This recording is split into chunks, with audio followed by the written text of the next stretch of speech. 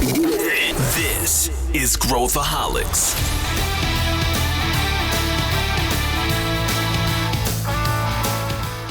Olá, aqui é Pedro Van Gertner, sou o CEO da ACE e esse é Growthaholics, o podcast para quem adora inovação e empreendedorismo. Se você adora métricas, KPIs, como medir, esse episódio é para você. Eu vou discutir junto com o Marcel Ghiraldini, da Met Group, tudo sobre como a gente pode definir KPIs que funcionem para os nossos negócios, sejam eles startups ou empresas mais tradicionais. O Marcel tem super experiência nesse tema e a gente vai a fundo, entendendo metodologias, tipos de métricas e muitos outros conceitos que eu tenho certeza que você vai gostar. Se você é como eu, você vai tirar vários insights importantes que podem ser aplicados no seu dia a dia. Pega um papel e uma caneta e vamos junto. Bom, estou aqui com meu amigo Marcel Ghiraldini, que é... O que você é, Marcel? O que você é lá na Meta? Eu não sei mais o teu cargo, eu não sei mais nada. Fala aí, qual é a tua função? No podcast da Meta eu me apresento como founder e CDO, o responsável pelo crescimento da Meta Growth. Tá bom. Esse é o cargo mais chique, acho que a gente já teve alguém aqui nesse podcast. O Marcel, ele está à frente desse papel na Met, né? Conta um pouquinho só para o pessoal o que é a Met, o que a empresa faz. Hoje a Meta é um grupo que a gente se coloca como um ecossistema de empresas do digital, em que a gente começou como uma empresa de data marketing, que é a Meta Marketing, aí a gente acabou crescendo por M&A de forma orgânica para outras unidades de negócio. Assim, a citar rapidinho, tem a Meta Ads, que é toda a parte de mídia paga, publicidade digital, a Meta CRM, que é a parte de implementação de sistemas de apoio à venda e apoio ao atendimento ao cliente, e para tudo isso funcionar, a gente criou a Meta Tech, que é uma empresa de engenharia de dados ali para fazer os dados se comunicarem e fluírem entre todos esses ativos digitais. Então, Marcel é o cara ideal para o tema que a gente vai falar hoje, que é sobre métricas. Como que a gente pensa sobre métricas, como que a gente aplica métricas no nosso negócio. O Marcel faz isso basicamente o dia inteiro e há anos nos mais diferentes setores. E eu acho que a gente podia começar aqui, né, Marcel, falando um pouquinho sobre hoje, né, a gente... Ainda nas empresas, a maior parte das empresas, a gente fala, né, que as pessoas têm que ser mais orientadas a dados, que as pessoas têm que tomar essas decisões de maneira mais embasada.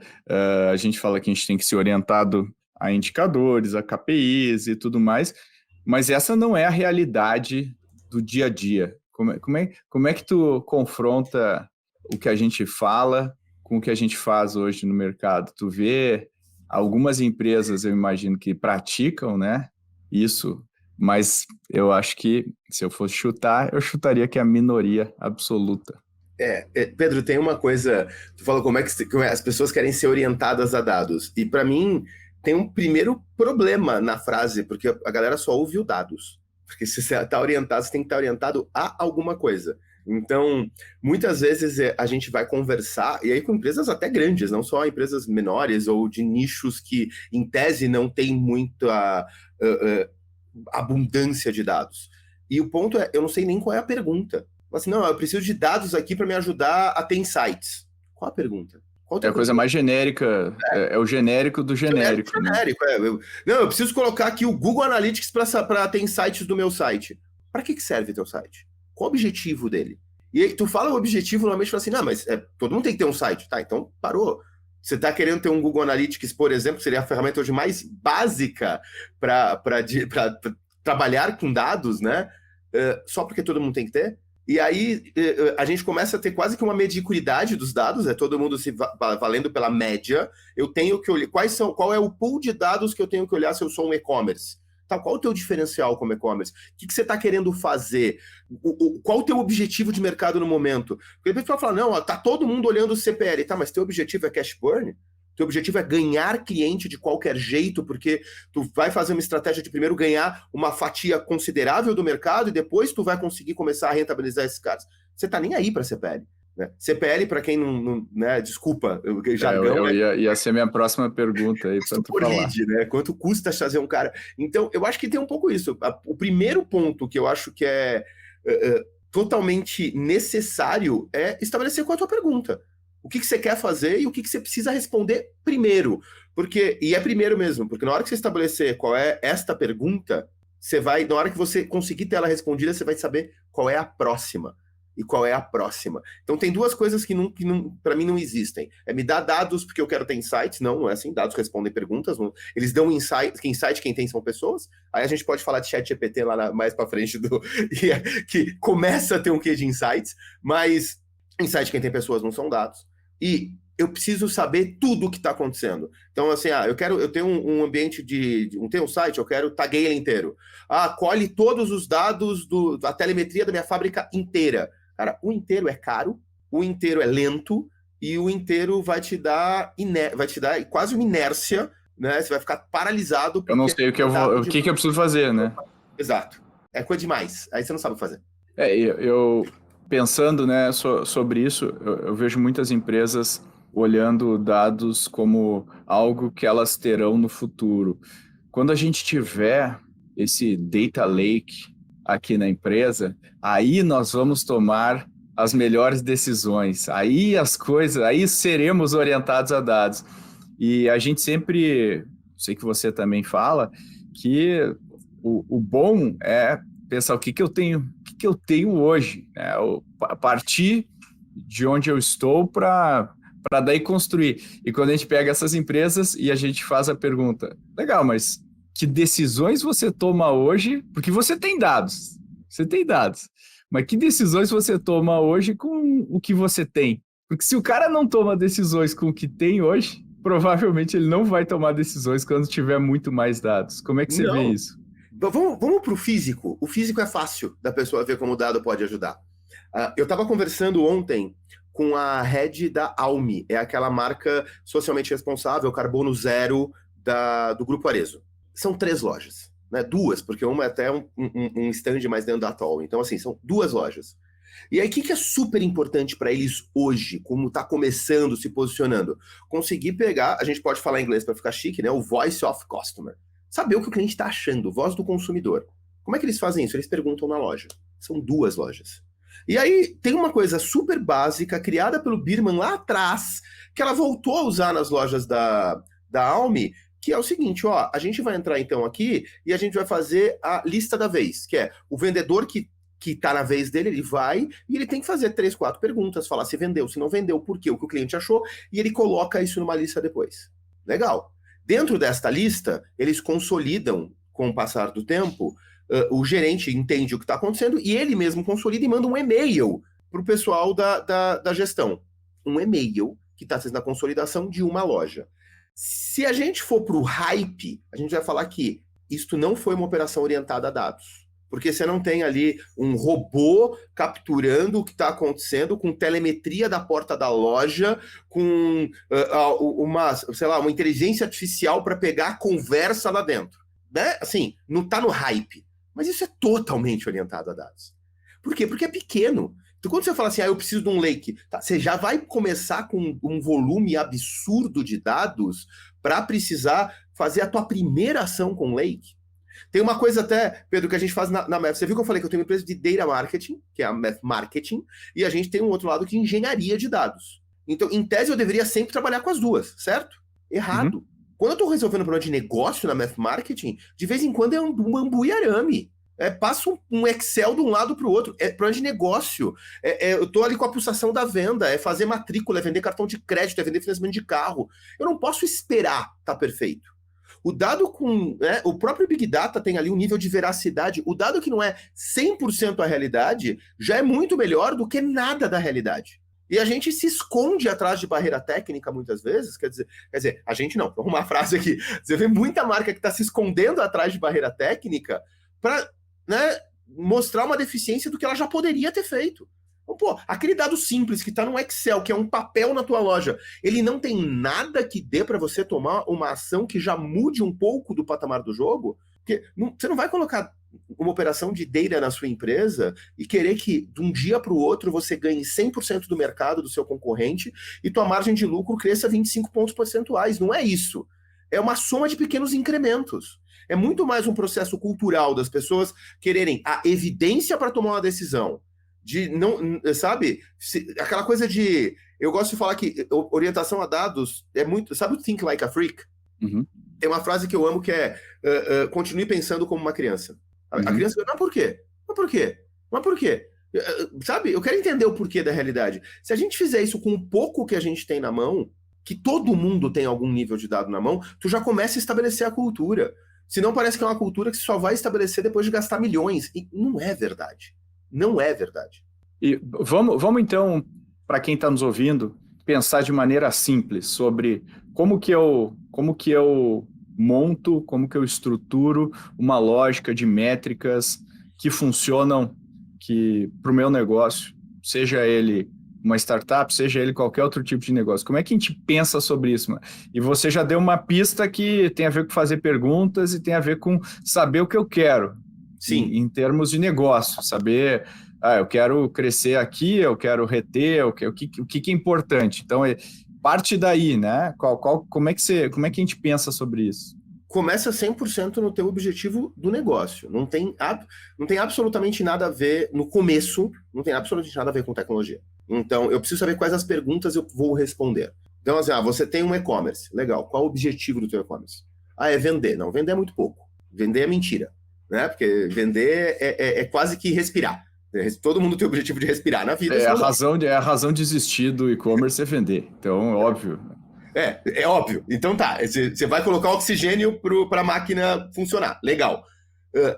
Além disso, o que você quer? Não, olha, a gente tem aqui um e-commerce de produtos de nicho, então eu preciso estabelecer que eu preciso crescer a minha base de assinantes aqui, do e-commerce de assinatura para ficar fácil. Eu preciso crescer de forma constante a minha base de assinantes e eu preciso garantir que o lifetime value desses caras depois de 3 meses está legal. Que o que eles me dão de dinheiro, a oxigenação ali da lucratividade está ok. Beleza. Isso é top line.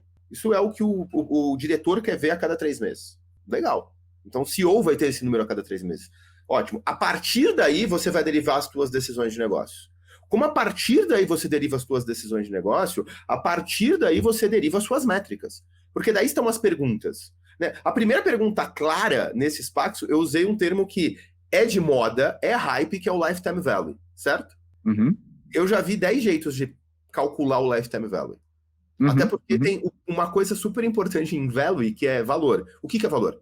O que é valor para uma companhia? Isso é um conceito mais contábil do que um conceito de tecnologia. E se a gente até simplificar aqui o LTV e olhar no mundo das startups, hoje se convencionou no mundo das startups em entender o LTV como né, naquela equação CAC versus LTV, se convencionou chamar o LTV do faturamento que eu tive com aquele cliente. Só que o faturamento não é o valor, a margem que eu tiro é o valor. O correto, vamos imaginar entre aspas, do LTV seria qual que é a minha margem unitária desse produto, e aí eu trago a minha margem unitária para valor presente para conseguir fazer essa conta. Mas ninguém faz isso. E aí entra a questão até dos comparáveis de mercado. Aí vem alguém e fala, você tem que ter essa equação aqui, CAC e LTV, 1 para 3, vamos imaginar. Só que como que eu calculei esse LTV e como que eu calculei o CAC? Porque, eu incluí o CAC, eu incluí a minha equipe de vendas e a equipe de marketing no custo, eu só coloquei os canais. Como é que eu calculei isso? E aí, se eu usar comparáveis, como que eu vou estar comparando isso da melhor maneira? E é difícil usar comparáveis. Você acabou de pegar 2 exemplos, principalmente o CAC é um tanto quanto, mas o LTV é muito complexo. Então, são métricas compostas, elas são por si só complexas e de difíceis mensuração. Então, e elas trazem um problema. Como elas são compostas, elas trazem outras coisas dentro dela. Eu já tive uma mesa de reunião em que eu era, naquela época, ainda como consultor, e aí você tinha 2 diretores, grande banco na mesa, brigando por causa de LTV. E assim, brigando mesmo. E tá, mas a decisão tem que ir para esse lado, porque tem que baixar o... Não, mas, cara, tá bom. E aí chegou um determinado momento, perguntaram, o que você acha? Gente... Só que LTV na minha cabeça naquele momento era uma terceira coisa ainda. Eu estava muito mais pro mundo de startups do que porque eles estavam falando. Eu falei, eu não conheço LTV de banco. Eu dei uma caneta para cada um, cara. Sabe aquela coisa de humildade total? Ensinem. Eu, cara, calcula assim. O outro, não, calcula assim. Na hora que eles desenharam as fórmulas para as quais eles estavam olhando, um deles estava colocando o EBITDA, quase que uma fórmula de EBITDA por cliente. O outro estava indo sobre faturamento potencial por produto. Esses números não se conversam. Eles são números muito diferentes. Na hora que eles queriam tomar uma decisão olhando para o mesmo número, eles viam coisas diferentes. Então, vamos pegar uma métrica super simples e que todo mundo vai entender. Quilômetros por hora. Ela é a conta já. Então, quando você fala de velocidade, você já entende que... quando eu estou falando em velocidades em quilômetros por hora, são quantos quilômetros eu vou percorrer em uma hora se eu manter essa velocidade. Então, a relação deixa pouca dúvida. Quando a gente fala de lifetime value, que é uma métrica mais complexa, deixa muita dúvida. Então, como você falou, quando começar, eu já coloquei de cara uma métrica que é complexa, que a gente gosta de trabalhar, muito startup gosta de olhar para ela. Então, o primeiro ponto, assim, cara, para começar, se você vai começar e de forma objetiva você quer olhar para uma métrica complexa, escreve ela. Cria o que a gente chama de glossário. Escreve, deixa todo mundo sabendo que para você, se é o CEO e quer olhar isso, é assim que você quer olhar para ela. Porque quando alguém vai olhar para esse indicador, que é o indicador que está impactando no CEO, depois que vai impactar nos diretores, que vai impactar em todo mundo, fica mais fácil de eu criar uma relação de causa e efeito. Então, a primeira coisa é tentar trabalhar com métrica simples, e se não, em alguns momentos não dá, coloca num glossário, escreve essa métrica. A segunda é cria relação de causa e efeito entre elas. Tem uma coisa que eu gosto muito, que é a visão de matriz de KPI. Você pega e coloca lá em cima, no matriz, né? Você coloca assim, um eixo é o quanto a métrica é estratégica, da super estratégica para super operacional. O outro é intervalo de medição. O que eu vou olhar real time e o que eu vou olhar a cada 6 meses. Então, super estratégico e com intervalo de 6 meses, é a métrica do CEO, é a métrica do conselho. Então, coloca nela e daí você vai vendo, entende bem como ele vai calcular aquela, e você consegue derivar para saber tudo o que você precisa estar olhando para estar alinhado com o conselho, alinhado com o caminho para onde a empresa está indo. Então, se a minha métrica é uma LTV de tanto, eu derivo a partir disso. Então, em outras palavras, o que está dizendo é o seguinte, eu tenho que definir o que é a minha métrica, ou as minhas métricas principais, o que vai estar lá, o que a gente vai entender como medir a performance da empresa como um todo, e depois eu vou derivando. Então, bom, se eu sou a área comercial, como que eu impacto nessa métrica, e aí eu também tenho que tirar métricas simples daí. E aí eu derivo para os meus vendedores individualmente, eu quebro isso. Ou seja, eu faço de cima para baixo o que é mais importante para o meu negócio. É mais ou menos isso. É mais ou menos isso. Então, e você colocou aqui a importância de remover a ambiguidade da métrica, ou seja, quanto mais clara e menos margem de interpretação eu tiver, melhor. E eu estou entendendo que simplicidade e pegar o que tem também é importante, não o que eu gostaria de ter. Assim, Pedro, vamos lá. Tem muita coisa pronta que a gente pode usar. Então, vamos pensar numa análise, num processo de análise rápido que a gente pode fazer. A primeira coisa é, eu tenho que entender o meu negócio. Quando eu entendo o meu negócio, você olha e fala, tá, quais são as perguntas que eu preciso responder quando eu olho isso? Ao você entender as perguntas que você precisa responder, voltando para o nosso caso do e-commerce, eu sou diretora de venda. Bom, preciso saber quanto eu vendi. Eu preciso saber do que eu vendi, qual é o meu sortimento de carrinho. Aí ele vai começar a falar, mas eu preciso também saber qual é o melhor caminho de conversão. E eu preciso também saber qual é o horário de conversão. Ia ser legal se eu conseguisse cruzar com o clima, para ver o quanto o clima impacta na venda, para saber... Tá, ia ser legal. Aí eu já comecei a desviar. Quando eu começo a fazer isso, eu já perco. Exatamente. Você precisa eu concordo que é legal, concordo que é super importante, mas eu não acho que vai ajudar você nesse momento, né? Nesse estágio que você está.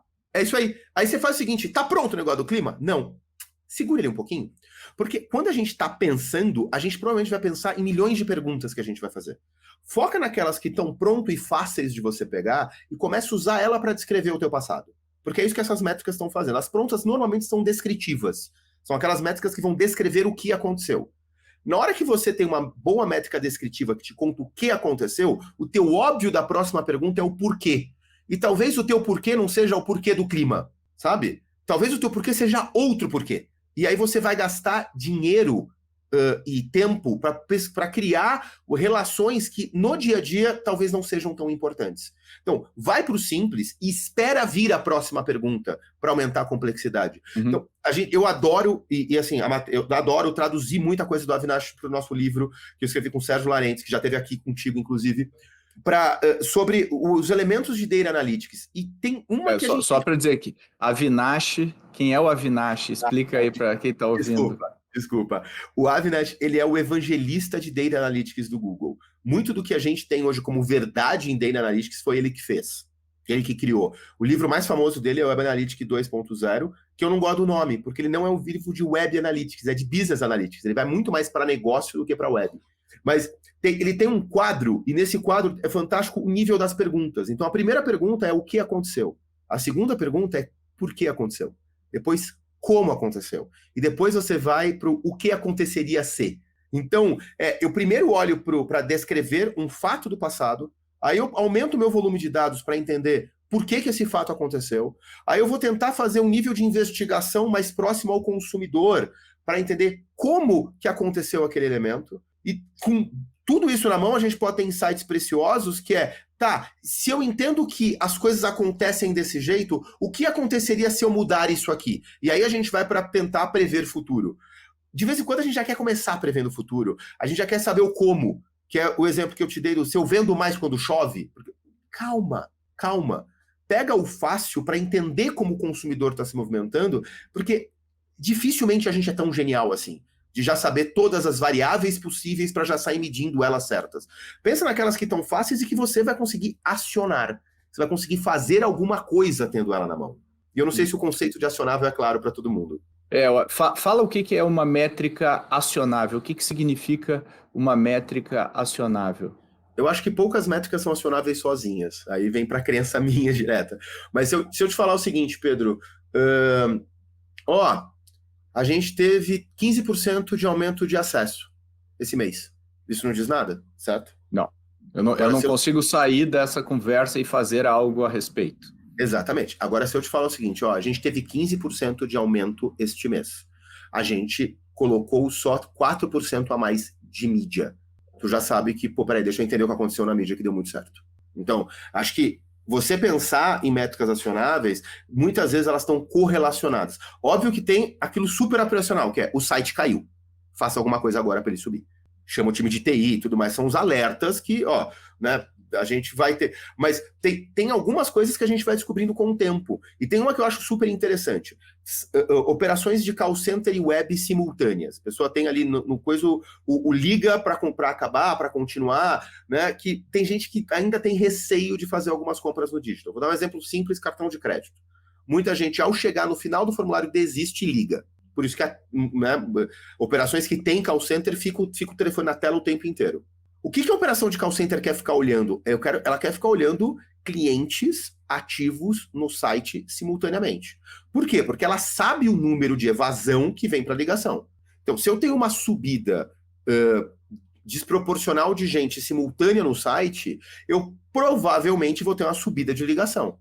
Então, eu tenho ali alguns poucos minutos para me preparar, para tirar a gente de uma outra operação e colocar para essa, para já colocar, ligar o bot com mais perguntas antes de trazer para alguém, que é só para dar fazer a triagem mais rápida desse time, uma triagem mais efetiva, o que eu não faria, porque isso gera atrito, que você não faria numa baixa, que é melhor tirar atrito e garantir conversão. Então, eu já tenho ações a tomar, já tenho um processo. É o motorista dirigindo e olhando lá com a velocidade que eu estou andando naquele momento. Quer dizer, exatamente. Eu consigo... para aquele momento aquela métrica e não a média de velocidade que eu ando ao longo da semana. Sim. É diferente. É diferente. E voltando para o motorista, eu posso depois voltar para isso, você vai para o motorista está olhando isso, mas antes ele olhou se ele tinha, para pegar a estrada, nesse caso, ele sabia qual era o destino que ele tinha aqui, então ele já sabia para onde tinha que ir, ele abasteceu, ele olhou, calibrou os pneus e olhou o óleo, olhou o nível de óleo. Então, no dia a dia, ele ficar pensando, na hora que ele está dirigindo, ele fica olhando, tá, mas como é que, será que aquela gasolina tinha boa? Olhando, cara, agora já foi, agora pega a estrada. Se baixar ali o teu nível de tanque, antes tu vai parar num posto antes, mas tu vai fazer o cálculo do nível de octanagem, sabe? É informação que não te ajuda. É a mesma coisa você pegar pro cara do call center que tá lá esperando as chamadas e falar para ele, a gente tem este planejamento de campanha para o próximo mês. O cara não trabalha com o próximo mês, ele trabalha com as próximas 2 horas. Então, ele quer tomar uma ação para as próximas 2 horas. Você ficar dando o planejamento do próximo mês todo dia para ele num cockpit, não adianta para ele tomar uma decisão. E eu acho que isso é o coisa de dados acionáveis. O dado acionável é o tempo que eu tenho para tomar uma ação, então uma ação de 2 horas, qual é o dado que eu preciso, o dado real time. Eu quero... Né, e com que ele vem? Ele vem com a média de evasão site ligação. Ele vem com a média com a meta de tal elemento. Ele vem com quanto eu gastei de mídia para saber o quanto eu tive de acesso para tomar uma ação. É difícil você tomar uma ação com um dado sozinho. Normalmente a gente precisa de histórico e de metas, vamos dizer assim. E você falou de métrica descritiva. O que significa uma métrica descritiva? Uma métrica descritiva é aquela métrica que tem vamos dizer assim, como ela vai pegar um volume de dados e ela vai contar para você o que aconteceu no teu passado. Então, a visão de uma métrica descritiva é literalmente te descrever o passado, falar o que aconteceu. Ele não vai te dar um tipo de insight de algo mais futuro, como, por exemplo, potenciais gargalos de uma operação, tal. Não é isso que você vai ter de uma métrica descritiva. Uma métrica descritiva você vai ter ela vai contar para você de uma forma mais ou menos detalhada como foi o seu passado. E nas métricas descritivas a gente tem muita pergunta ainda que te gera insight, porque tem muita gente que eu quero pular então rápido para poder trabalhar com prescrição ou predição. Predição ou prescrição, né? Não, mas é que o teu passado tem muitas variáveis dentro dele. Porque uma coisa é o que aconteceu. Vamos pegar o exemplo, tu só aumentou 15% do teu tráfego. A próxima pergunta é, por quê? Por que eu aumentei 15% do meu tráfego? Eu ainda não tomei nenhuma atitude. Eu descrevi para você o tráfego e aí tu vai perguntar, por quê? Tá, funcionou? Como é que foi esse tráfego? Por que e como? Não, cara, não vendeu. Putz, não vendeu. E por que não vendeu? A gente trouxe o público errado? Ou o pessoal tá vindo para uma página que não estava convertendo muito bem? Ou na hora que eles entraram no app eles se perderam? Qual foi o caminho que esse usuário fez? Você entendeu que eu tô olhando só para o passado em tudo isso ainda? E só o passado vai conseguir te ajudar bastante a prever futuro. A gente usa muito do passado quando a gente está falando de data. Mas, principalmente em data marketing, a gente vai usar muito o passado e vai ter muita riqueza no passado antes da gente querer ir para um novo volume de métricas, que seriam as métricas que vão nos contar sobre o futuro. Então, o passado por si só nos traz bastante riqueza de conteúdo, vamos dizer assim. Ou seja, métrica descritiva olha para o passado, olha o que aconteceu, permite que eu faça um diagnóstico para atuar, e aí o próximo passo disso seriam métricas preditivas. Que olham para o futuro. Que tentam te explicar o futuro a partir do passado. Então, vamos colocar assim. O que é uma métrica preditiva? Uma métrica preditiva é o seguinte: vou fazer um tipo de ensaio bem fácil de publicidade, que fica bem fácil. Vamos imaginar o seguinte, que toda Black Friday você faz determinada campanha, tá? E você usa Google, Facebook, Instagram e também TV. Você usa isso, grades similares. Você pega tudo o que aconteceu no teu passado, e aí você coloca dentro do que a gente chama de modelo. Vai ser um modelo de inteligência artificial? Tecnicamente sim, mas não é nada que vai desenhar para você. Não é o ChatGPT, não é o Midjourney, não. É uma análise que a gente vai fazer usando basicamente Markov e regressão. Mas já é inteligência artificial. Ele vai criar padrão e baseado nisso vai conseguir te criar um modelo. Aí tu vai virar para ele e falar assim, este ano eu vou fazer isto aqui. Ele vai olhar para o que você fez. O que deve acontecer?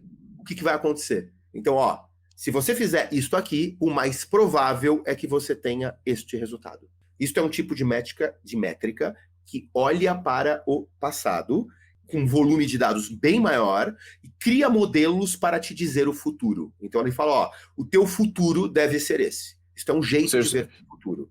Eu só consigo fazer isso se eu tenho um volume histórico, se eu tenho algum histórico. Sem isso, ou seja, se eu sou uma startup que está começando agora e eu não tenho muito padrão e eu estou pivotando, estou mudando o produto, não tenho estabilidade, não tenho um dado que eu consiga projetar aí para trás de uma maneira consistente, provavelmente eu não estou nem perto de estar pronto para fazer uma análise preditiva. Não, provavelmente você não está nem perto de estar pronto de fazer isso. E tá tudo bem não estar pronto para fazer isso. Uma coisa importante é que, além de você ter... Vamos lá, eu vou virar para ele e falar, ó, vou investir então 1 milhão no Google, 3 milhões em Globo e vou colocar mais 3 milhões em Instagram desse jeito. Ó, talvez tu tenha isso.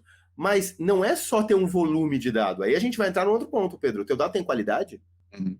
O teu produto é o mesmo? O quanto o teu mercado variou? Então, aqui tu vai começar a precisar ter mais cientista de dados, sim, para começar a criar essas visões de variância para poder falar, ó, então, você tem, dado isso, você tem uma chance de X% de ter isso aqui. Entendeu? Legal. Bom, você está falando uma coisa super legal, que é o sonho, né? Não, eu ainda acho que o sonho não é essa, o sonho é a próxima. Qual que é a... Puta, agora eu já estava meio deprimido com essa, mas vai lá, qual que é a próxima? Então, ó, se eu tô você vai chegar para uma máquina e falar assim, cara, ó, eu vou fazer esse plano aqui, ela vira para você e fala assim, ó, tu não vai atingir tua meta. Aí tu vai fazer o que nessa hora? Só chutar a máquina, né? Tu só ficou brabo. Qual que seria teu próximo passo? Vai falar, tá, então o que eu faço?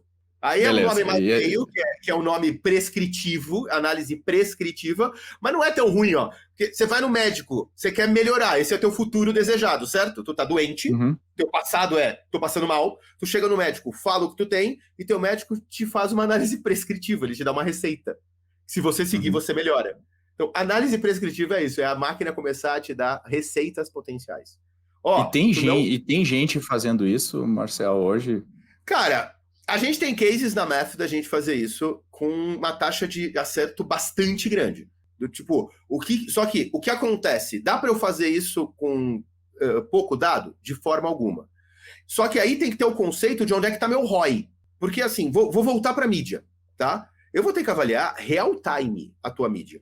Todo dia. Para no outro dia falar, ó, muda isso, acerta aquilo outro. Porque as pequenas variações do mercado, o robô tem que entender para poder te dar a próxima previsão. Tá? Você está investindo 4 mil reais de mídia. Não vale a pena. Não dá nem para... Não vale a pena. Tu está investindo... Tu vai fazer uma campanha que no mês vai consumir 25 milhões de reais. Putz, vale a pena. Então aí tem um ponto que eu acho importante, que é, eu estou começando... Pensa onde está o ROI. O ROI de qualquer... O ROI de ser data-driven não está na data. Está na ação-driven. Então, exato. O ganho potencial que eu vou ter com a ação que eu vou tomar baseado em dados é onde está o ROI. Então, assim, eu vou otimizar 4 mil reais por mês, cara, otimiza numa planilha de Excel. Não vai, né? Não tem por que tu fazer grandes malabarismos. Ah, eu vou otimizar 25 milhões de mídia digital, aí eu vou usar o pluginzinho do Google pronto? Não, o pluginzinho do Google pronto vai dar um erro enorme, que para 25 milhões, o erro é grande para você. Então tem que ver o quanto o teu erro, o tamanho do custo do teu erro de análise para ver o que vale a pena fazer. E eu não acho que a maturidade, enfim. Não é para todo mundo. E não tem problema. Esse é o ponto. A gente olha e acha que todo mundo tem que estar em 100% e usa. Não é para todo mundo. E tá tudo bem. Porque não vale a pena todo o teu esforço para estar lá. Agora, mas se você desde o começo, né, tu estiver preocupado em capturar o teu dado... Por que o mais fácil é melhor? Porque ele é mais fácil de ser capturado. É mais difícil tu trabalhar ele errado no começo. E aí você vai ter volume, e se ele foi mais fácil, você se preocupou com a qualidade, você validou se ele estava, né, mostrando ali a sua realidade do que está acontecendo, você tem um bom volume de dados que refletem a sua realidade, portanto, dados de qualidade. Quando você puder dar espaço, você vai estar pronto. Então, querer começar olhando lá para frente, pegar um monte de coisa, provavelmente você não vai conseguir chegar, nem vai conseguir chegar lá no tempo. Se você começar olhando as maçãs baixas ali, né, colher aquelas que estão mais próximas de você e pensar em qualidade de dado desde o começo, na hora que você estiver pronto para dar um próximo passo, você vai ser mais fácil. como fazer, porque você criou infraestrutura enquanto estava utilizando. Pessoal, estou interrompendo aqui a nossa conversa para falar sobre o ACE Summit. O ACE Summit é um evento que a gente vai organizar agora, vai acontecer em maio, dia 12 de maio, e é um evento que a gente vai reunir mais de 1.000 pessoas para falar sobre os assuntos que a gente mais adora, e você sabe quais são: inovação e empreendedorismo, e a gente vai fazer isso ao vivo. Vamos gravar episódio do Growthaholics ao vivo e vamos trazer de CEOs de empresas até gente com cases fantásticos, e eu tenho certeza que você vai se inspirar muito e conhecer muita gente legal. Então não perca tempo, vai lá e se inscreve, porque a gente acha que a corrida vai ser grande. A gente já tem aí centenas de pessoas confirmadas para participar desse evento, e eu quero muito ver você lá e conversar com você. Então vai lá rapidinho e voltamos agora para a nossa programação original. E vamos agora aterrissar aqui vamos falar de empreendedores, e eu já vi muito empreendedor que eu pergunto, deixa eu ver os teus indicadores. E eles abrem um negócio, assim, um dashboard fenomenal, assim, milhões de dados, milhões de coisas, vários desses não são acionáveis ou, enfim, são métricas, são volumes, são métricas que provavelmente a gente usaria para diagnosticar uma vez aquele indicador lá de cima não tivesse legal ou tivesse acontecido alguma variação, mas eles têm aqueles mega dashboards. E a gente olha para a performance da startup, está andando de lado, e a gente pergunta por que está andando de lado, e os empreendedores não sabem responder de uma maneira... assim, mesmo que não saiba na precisão, pelo menos tem uma hipóteses mais claras. Então, a gente está claramente vendo um descasamento entre ter o dado e usar o dado, Sim. usar o KPI.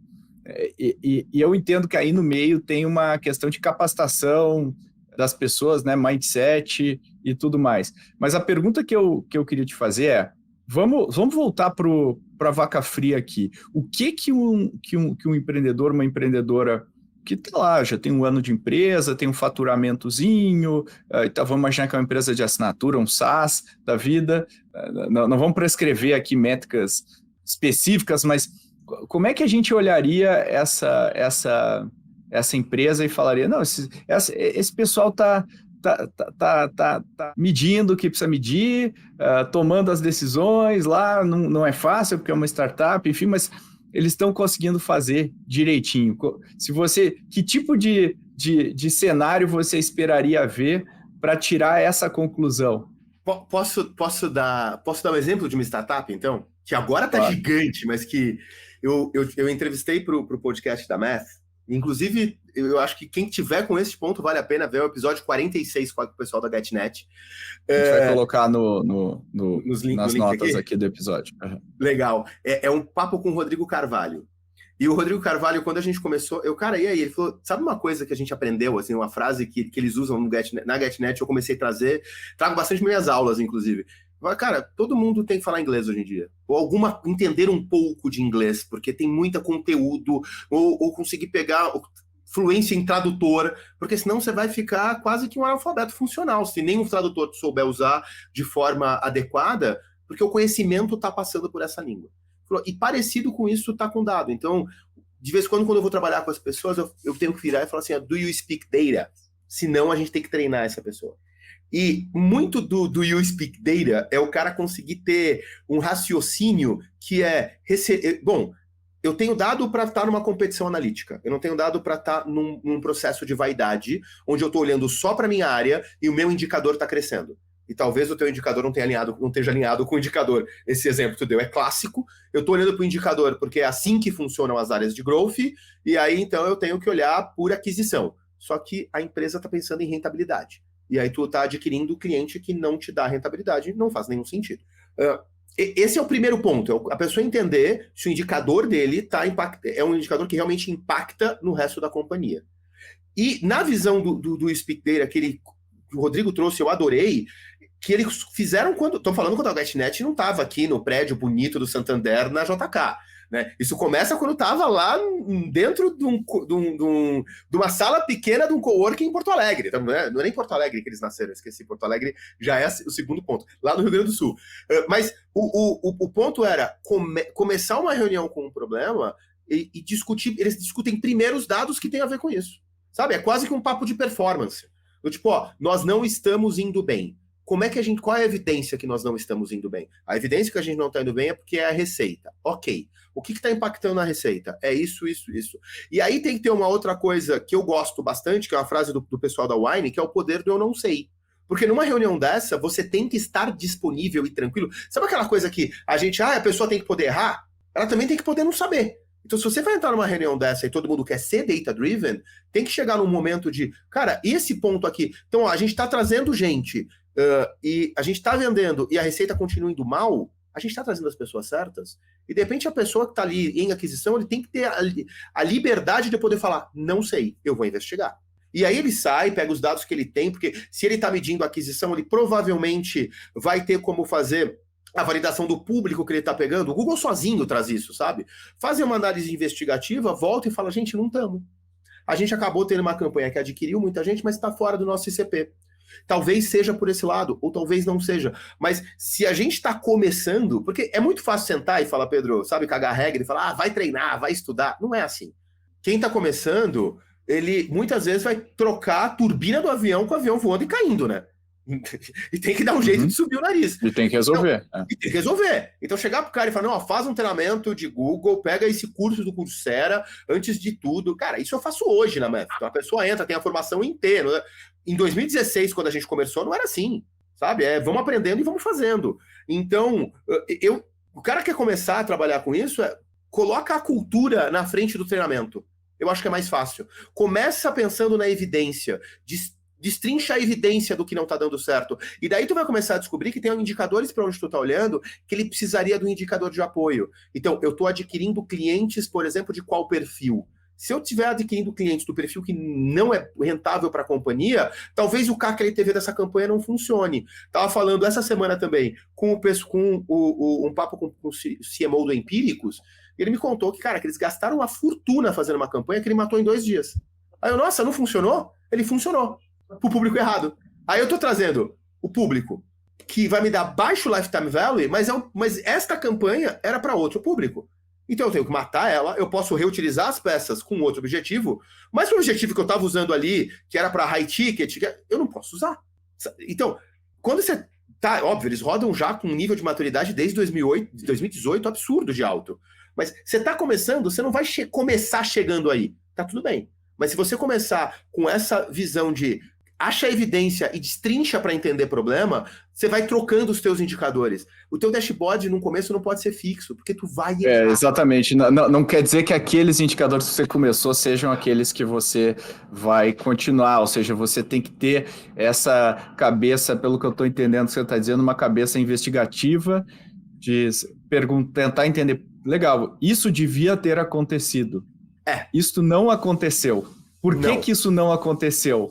Onde que eu devo olhar para entender o que não aconteceu? Foi aqui, legal. Isso aqui, como que eu quebro isso em partes para entender qual das partes eu tenho que atuar? Isso é muito mais, né, pelo que eu estou entendendo que você está dizendo, é muito mais uma forma de pensar, uma questão cultural do que uma questão metodológica. Eu ir quebrando as coisas e a gente sente isso na conversa que a gente vai ter com essa pessoa. A pessoa fala, olha, aconteceu isso, a gente está olhando isso aqui, eu não sei. Aí veio o poder do eu não sei ainda, mas vamos descobrir, porque eu não estava medindo isso aqui até agora, porque eu achei que não era preciso, e agora eu tenho que começar a medir, eu não tenho uma série histórica suficiente para te dizer se é ou não é. Isso é uma honestidade intelectual em relação ao que você aprendeu, o que você fez, ou que deu certo ou que não deu certo. E 70% é sobre cultura, cara. Tipo, data-driven, tecnologia é super importante, mas tu colocar 100% é investimento em tecnologia, tu vai ter um monte de dado, um monte de custo que ninguém vai usar. Se você colocar 100% em cultura, tu vai começar a ter algum resultado, mas daí tu vai faltar a camada. Eu acho que é uma coisa muito mais 70-30. Sabe? E com o passar do tempo, você vai acabar gastando mais com tecnologia, investindo mais, pensando mais, porque a embasado. Exato. Não, e porque você fala, poxa, você chegou num nível de refinamento que você fala, pô, se eu soubesse isso aqui, eu conseguiria tomar essa e essa e essa decisão que eu não consigo hoje, e isso aqui é crítico para o que eu estou fazendo. Então, quando a gente vê aqueles data lakes enormes, super high-tech nas empresas que gastaram rios de dinheiro e a gente não vê as pessoas utilizando, a gente sabe que eles partiram de uma ideia abstrata de que eles precisavam ter mais dados, mas não necessariamente a cultura acompanhou. E aí, quando a gente vê, às vezes, uma empresa que tem um nível de maturidade legal e a gente vê que cada elemento que ela tem hoje para medir funciona para algum propósito lá, a gente entende que ele seguiu o desenvolvimento e a evolução da maturidade de como eu uso dados, seguiu a necessidade do negócio e não saiu porque a gente achava que a gente devia ter isso, né? Você quer um bom indicador se está olhando para o lado certo ou errado? Sabe aquela coisa dos 5 whys? A tese de perguntar 5 porquês para alguma coisa, para chegar na causa raiz? A pessoa tem um indicador, você faz os 5 whys com ele, para aquele indicador.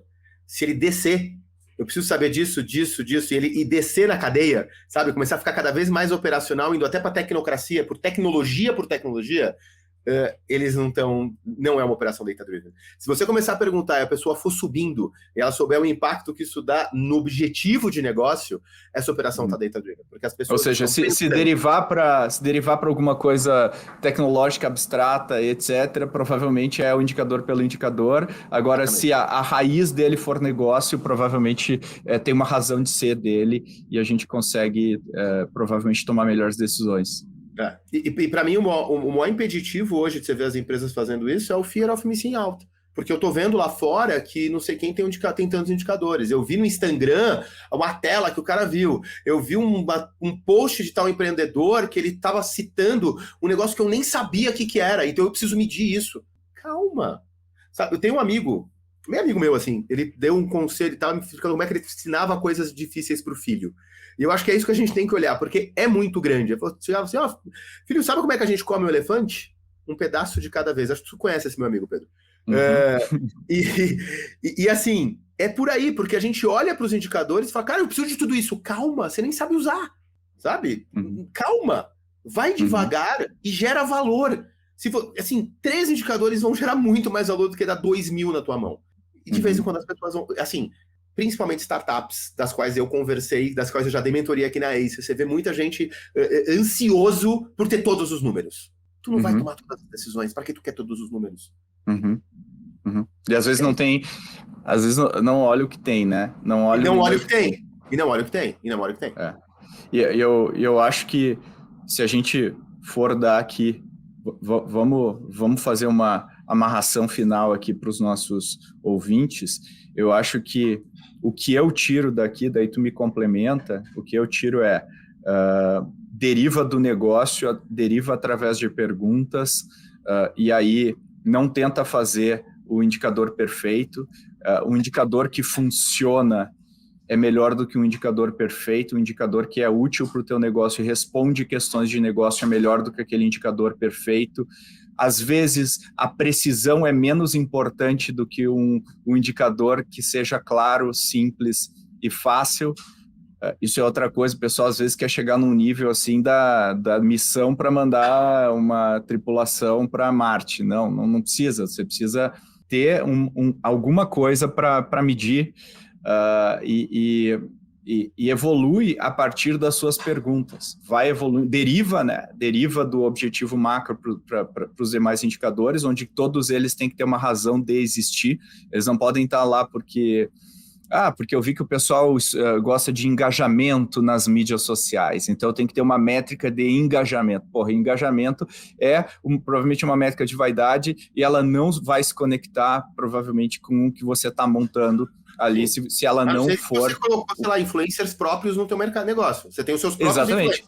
Beleza, engajamento é importante. Se isso fizer sentido como uma pergunta de negócio, aí sim, caso contrário, não usa, que não faz sentido. E tenha paciência para ir disciplinadamente construindo essa cultura e construindo as suas mensurações.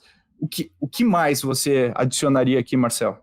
Cara, tem uma coisa só que a gente é tecnocrata, mas se eu vou pegar assim, o processo base de Digital Analytics, ele tem 5 passos. Tu pulou um, mas foi o que a gente não falou, porque ele é o mais tecnocrata de todos. Então, o primeiro passo é entendimento do teu negócio, entender quais são as perguntas. Ok.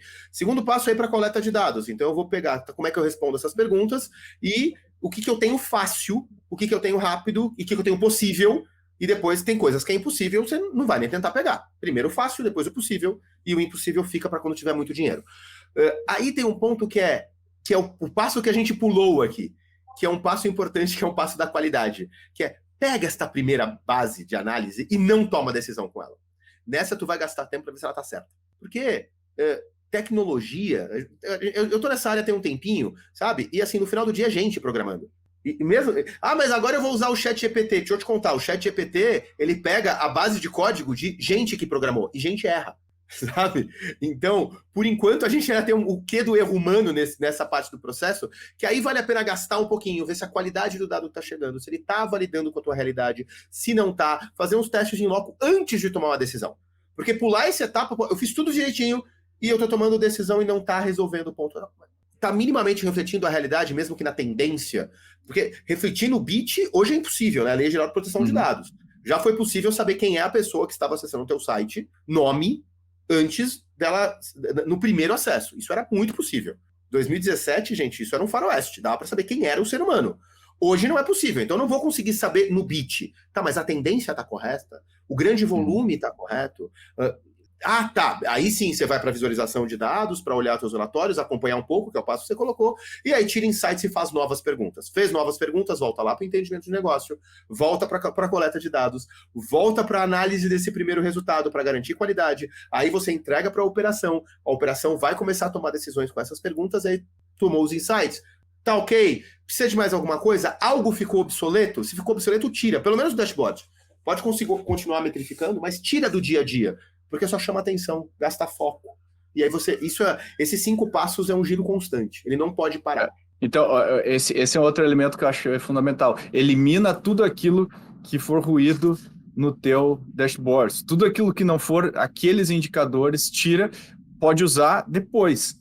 Quando estiver respondendo alguma pergunta que você fizer, mas não é um indicador para você gerir o negócio.